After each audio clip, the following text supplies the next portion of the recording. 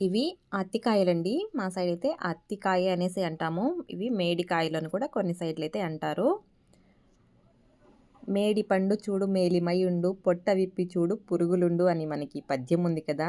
అదే అండి. ఆ మేడికాయలే అండి ఇవి. వీటినైతే తీసుకొని నీట్‌గా తొడిమెలు లేకుండా తీసేసి ఒకసారి రోట్లో వేసి పన్నున్నటువంటి రోకలితో కచ్చా పచ్చాగా అయితే దంచుకోవాలి. ఇక్కడ దంచుతున్నదొచ్చి మా పిన్ని అండి.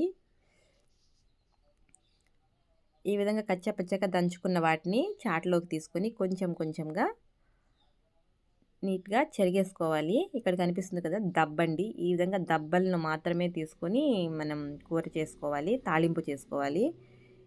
ఇక్కడ గింజలొచ్చున్నాయి కదా! ఇదంతా మనకి పనికిరాదండి. ఆ పొట్టులాగా ఉన్న దాన్నయితే మనం నీట్‌గా ఈ విధంగా చాటలో ఏసుకొని కొంచెం కొంచెంగా చెరిగేసేయాలి.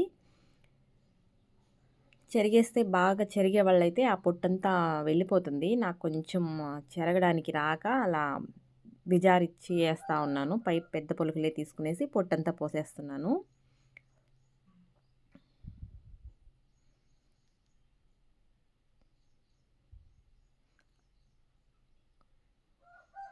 ఆ విధంగా పొట్టయితే పోయేసి ముక్కల్ని మాత్రం తీసుకోవాలి. చూడండి ఇక్కడొచ్చేసి మా పిన్ని చెరిగింది. చాలా కాయలైతే దంచాము. ఇదొచ్చేసి నేను చెరిగాను.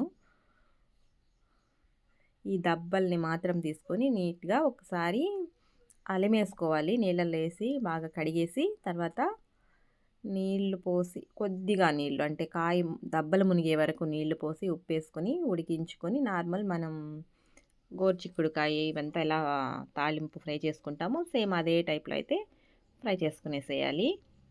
చూసారా నేను చేయలేదండి. అమ్మ చేసింది. చాలా అంటే చాలా టేస్టీగా ఉంది. మాకైతే ఇవాళొచ్చేసి అన్నము, గోంగూర, అరటికాయ తాలింపండి. ఒకసారి ఎవరికైనా మీకు దొరికితే తప్పకుండా ట్రై చేసి చూడండి. మీ సైడు ఈ కాయని ఏమంటారు అన్నదైతే కామెంట్ చేసేసేయండి. ఓకేనా?